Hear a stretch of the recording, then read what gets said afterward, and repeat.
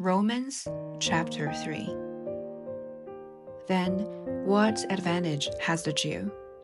Or what is the value of circumcision? Much in every way. To begin with, the Jews were entrusted with the oracles of God. What if some were unfaithful?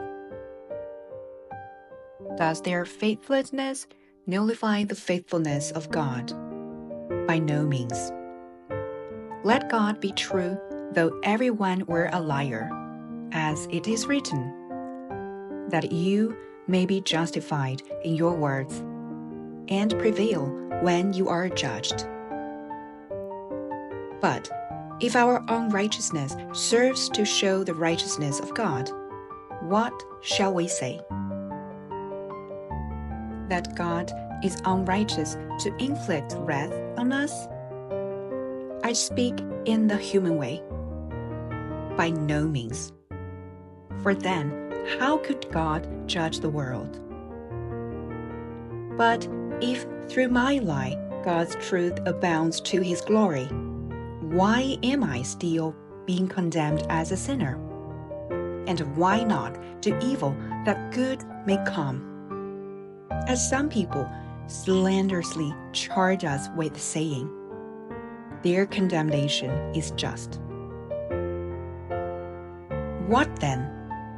Are we Jews any better off? No, not at all. For we have already charged that all, both Jews and Greeks, are under sin, as it is written, none is righteous. No, not one. No one understands. No one seeks for God. All have turned aside. Together, they have become worthless. No one does good, not even one. Their throat is an open grave. They use their tongues to deceive. The venom of asps is under their lips. Their mouth is full of curses and bitterness. Their feet are swift to shed blood. In their paths are ruin and misery. And the way of peace they have not known. There is no fear of God before their eyes.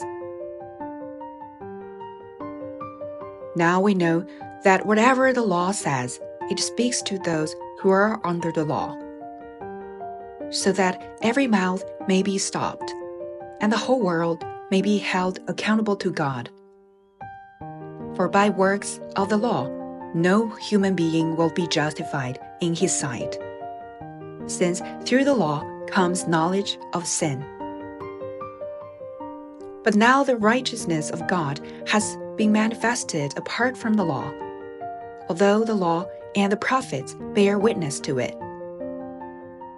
The righteousness of God through faith in Jesus Christ for all who believe.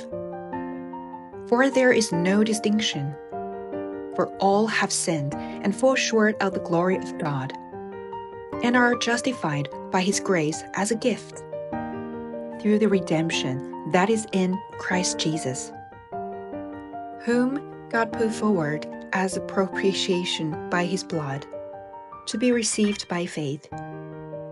This was to show God's righteousness, because in his divine forbearance he had passed over former sins.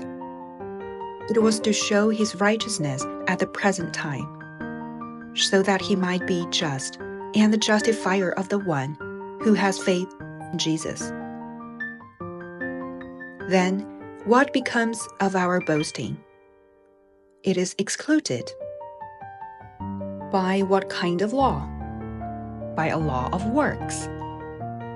No, but by the law of faith. For we hold that one is justified by faith apart from works of the law. Or is God the God of Jews only? Is he not the God of Gentiles also? Yes, of Gentiles also.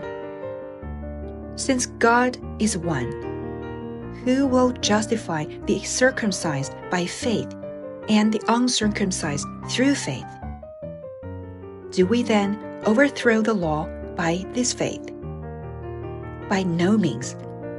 On the contrary, we uphold the law.